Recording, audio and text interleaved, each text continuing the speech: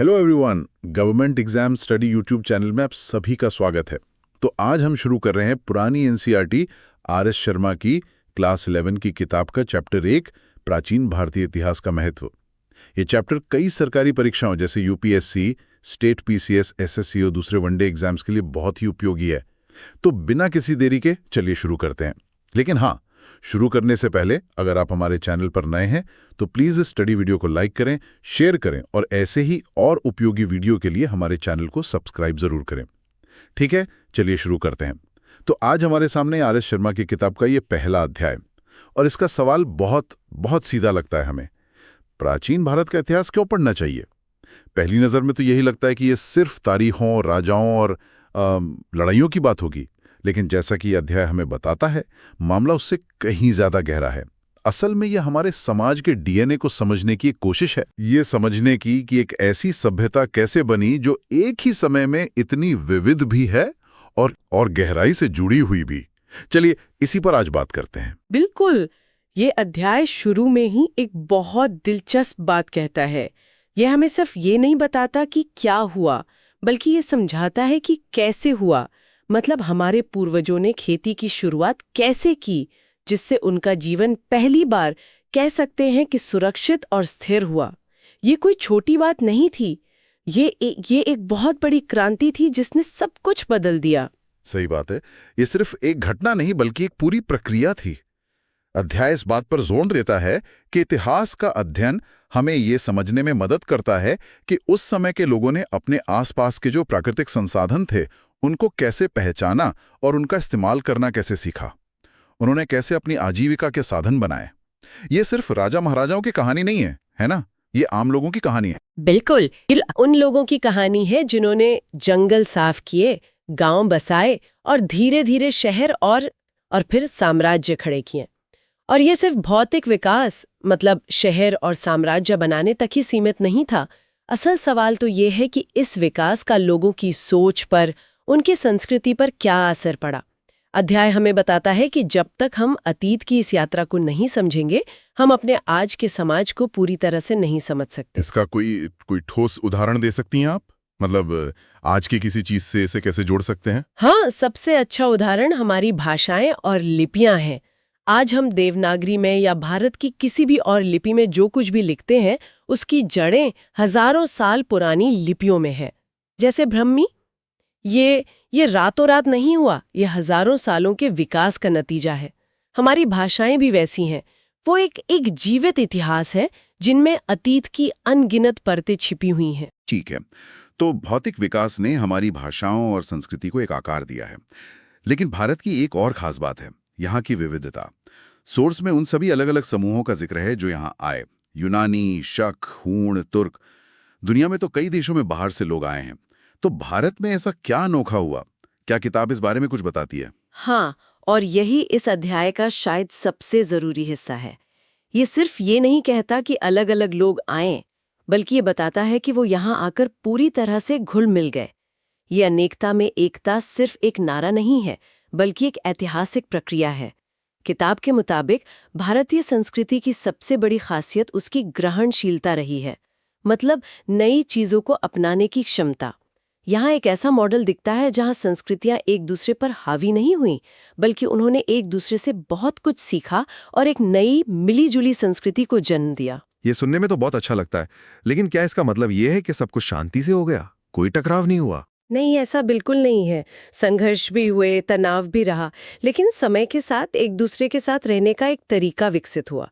इसे ऐसे समझ सकते हैं जैसे ये एक सलाद की तरह नहीं था, जहां आप गाजर, टमाटर सबको अलग अलग देख सकते हैं।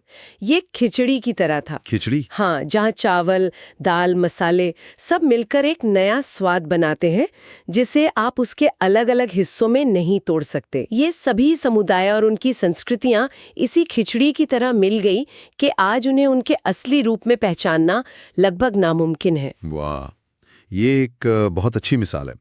तो ये खिचड़ी हमें उस समय के साहित्य या कला में कहीं दिखती है? बिल्कुल दिखती है। अध्याय बताता है कि उत्तर के जो वैदिक और संस्कृत ग्रंथ हैं, उनमें भी द्रविड़ और प्राक आर्य भाषाओं के शब्द मिलते हैं। और दक्षिण के संगम साहित्य में जो प्राचीन तमिल भाषा का एक अद्भुत संग्रह है, उसमें भी संस्कृत और पाली के शब्द पाए जाते हैं। एक मिनट, संगम साहित्य क्या है? हो सकता है हमारे कई सुनने वाले इसके बारे में ज्यादा न जानते हों। संगम साहित्य प्राचीन तमिल भाषा में लिखी गई कविताओं का एक बहुत बड़ा संग्रह है, जो लगभग 300 ईसा पूर्व से 300 ईस्वी के बीच का माना जाता है। इसमें उस समय के समाज, युद्ध, प्रेम, व्यापार, इन सब के बारे में बहुत कुछ लिखा गया है। और दिलचस्प बात यह है कि ये ग्रंथ जो दक्षिण भारत में लिखे जा रहे थे, उनमें भी उत्तर भारत की भाषाओं के शब्द मिलना ये दिखाता है कि विचारों और शब्दों का आदान प्रदान पूरे उपमहाद्वीप में हो रहा था। ये इस बात का पक्का सबूत है कि ये संस्कृतियां एक दूसरे से अलग थलग नहीं थीं, बल्कि उनके बीच लगातार संवाद चल रहा था। तो अगर इतने बड़े इलाके में लोगों के बीच संवाद हो रहा था, तो वो एक दूसरे से बात कैसे करते थे? क्या उस समय कोई आम भाषा थी, जैसे आज भारत में हिंदी या अंग्रेजी काम करती है? बहुत अच्छा सवाल है, और इसका जवाब है हाँ। उस समय लिंक लैंग्वेजेस यानी संपर्क भाषाओं का विकास हुआ। अध्याय के अनुसार शुरुआती दौर में प्राकृत भाषा ने ये भूमिका निभाई। सम्राट अशोक ने अपने ज्यादातर शिलालेख प्राकृत भाषा और ब्राह्मी लिपि में ही लिखवाए। अच्छा। ताकि उनका संदेश देश के कोने कोने तक पहुंच सके। वो उस समय की आम आदमी की भाषा थी। और बाद में क्या ये भाषा बदल गई? हाँ, बाद में संस्कृत ने ये जगह ले ली। वो सिर्फ धर्म और दर्शन की भाषा नहीं रही, बल्कि राजभाषा भी बन गई। हमें देश के अलग अलग हिस्सों से, यहाँ तक कि सुदूर दक्षिण से भी राजकीय दस्तावेज और शिलालेख संस्कृत में मिलते हैं। इसने एक तरह से पूरे देश को एक सांस्कृतिक धागे में पिरोने का काम किया। तो एक आम भाषा, विचारों का आदान प्रदान, ये सब मिलकर एक, कह सकते हैं कि एक अखिल भारतीय पहचान बना रहा था। इसी से जुड़ा एक सवाल मेरे मन में आता है देश के नाम को लेकर। किताब में भारतवर्ष और इंडिया जैसे नामों की उत्पत्ति के बारे में भी बताया गया है। ये कहानी क्या है? ये कहानी भी इसी जुड़ाव को दिखाती है। देश का एक नाम भारतवर्ष यानी भरत का देश पड़ा, जो प्राचीन भरत जनजाति के नाम पर था। इनका जिक्र हमें ऋग्वेद में मिलता है। ये दिखाता है कि बहुत पहले ही इस पूरे भूभाग को एक इकाई के रूप में देखने की सोच विकसित हो चुकी थी। और हिंदुस्तान या इंडिया नाम कैसे पड़ा? ये नाम सिंधु नदी से जुड़ा है। अध्याय बताता है कि लगभग 5वीं-6वीं शताब्दी ईसा पूर्व में ईरानियों ने सिंधु नदी के पूर्व में बसे इस क्षेत्र को हिंदुस्तान कहा। और इसकी वजह भी बड़ी दिलचस्प है। प्राचीन ईरानी भाषा में स अक्षर को ह बोला जाता था। अच्छा। तो सिंधु बन गया हिंदू और वहां से बना हिंदुस्तान। बाद में जब यूनानी आए तो उन्होंने सिंधु नदी को इंडोस कहा और उसी से देश का नाम इंडिया पड़ गया। तो चाहे नाम कोई भी हो, ये दिखाता है कि बाहर की दुनिया भी इस पूरे इलाके को एक भौगोलिक और सांस्कृतिक इकाई के रूप में देख रही थी। ठीक है, तो अब तक हमने जो तस्वीर बनाई है वो एक ऐसी सभ्यता की है जो आपस में जुड़ी हुई है, जिसमें संस्कृतियों का मेल हो रहा है। लेकिन किताब सिर्फ अच्छी बातें तो नहीं करती होगी, वो ये भी बताती है कि हमें अतीत का अध्ययन क्यों करना चाहिए, ताकि हम आज की समस्याओं को समझ सकें। हाँ, और ये एक बहुत जरूरी संतुलन है। अध्याय साफ कहता है कि हमारे आज के समाज की कई समस्याओं की जड़ें अतीत में है। जातिगत भेदभाव, सांप्रदायिक तनाव, क्षेत्रीय टकराव, ये सब हमें विरासत में मिला है। लेकिन उसी विरासत में हमें सहिष्णुता और मिलजुल कर रहने की परंपरा भी मिली है। इतिहास हमें ये दोनों पहलू दिखाता है, ताकि हम समझ सकें कि हम आज यहाँ तक कैसे पहुंचे। मैं इसी विरोधाभास पर थोड़ा और बात करना चाहता हूँ। एक तरफ हम संस्कृतियों को अपनाने की बात कर रहे हैं, और दूसरी तरफ अध्याय ये भी बताता है कि समाज में बहुत गहरी असमानताएं थी, जैसे कि महिलाओं और शूद्रों को संपत्ति या शिक्षा का अधिकार नहीं था। तो एक ही समाज एक ही समय में बाहर से आने वालों के लिए इतना खुला और अपने ही लोगों के लिए इतना कठोर और बंद कैसे हो सकता था? ये इतिहास पढ़ने का सबसे चुनौतीपूर्ण लेकिन शायद सबसे जरूरी हिस्सा है। अतीत कभी भी सीधा सपाट या अच्छा या बुरा नहीं होता, वो बहुत जटिल होता है। प्राचीन भारतीय समाज में एक तरफ महान दार्शनिक विचार पनप रहे थे, तो दूसरी तरफ कठोर सामाजिक नियम भी बनाए जा रहे थे। ये विरोधाभास हमें ये सिखाता है कि प्रगति कभी भी एक सीधी रेखा में नहीं होती है। समाज के कुछ हिस्से आगे बढ़ रहे होते हैं, जबकि कुछ हिस्से पिछड़ रहे होते हैं या दमन का शिकार हो रहे होते हैं। तो फिर अतीत को पढ़ने का फायदा क्या हुआ, अगर वो इतना ही जटिल और विरोधाभासी है? फायदा ये है कि ये हमें एक आलोचनात्मक दृष्टि देता है। ये हमें सिखाता है कि किसी भी चीज को आंख बंद करके स्वीकार ना करें।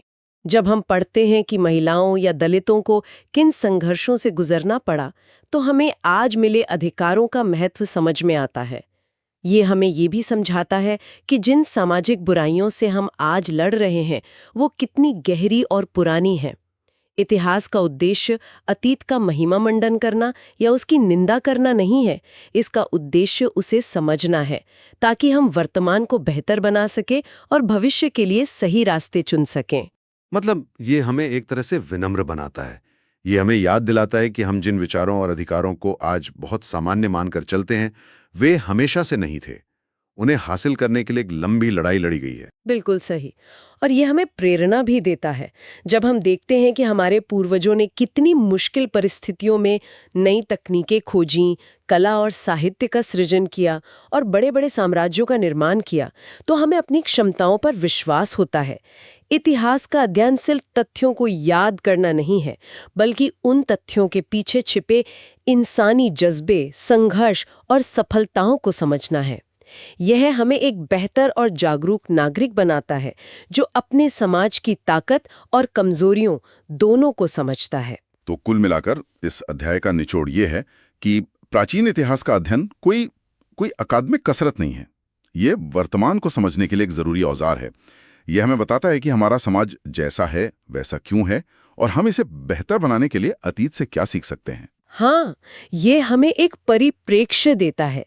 यह हमें उन ताकतों को पहचानने में मदद करता है जिन्होंने सदियों से इस देश को जोड़े रखा है, और साथ ही उन दरारों को भी दिखाता है जिन्हें भरने की जरूरत आज भी है। इस पूरी चर्चा से एक सवाल मेरे मन में घूम रहा है, जिस पर शायद हमारे सुनने वाले भी सोच सकते हैं। स्रोत इस बात पर जोर देता है कि अतीत को समझना भविष्य को बेहतर बनाने के लिए जरूरी है। तो सवाल यह है कि प्राचीन भारत के इतिहास की कौन सी एक सीख आज की सबसे बड़ी चुनौतियों, जैसे कि सामाजिक विभाजन या पर्यावरण संरक्षण को हल करने में सबसे ज्यादा काम आ सकती है। और हाँ, अगर आपको ये चैप्टर पसंद आया हो तो लाइक बटन जरूर दबाएं और इसे अपने दोस्तों और स्टडी ग्रुप्स के साथ शेयर करें, और चैनल को सब्सक्राइब करना ना भूलें। इस वीडियो को देखने के लिए धन्यवाद, और आप सभी का दिन शुभ हो।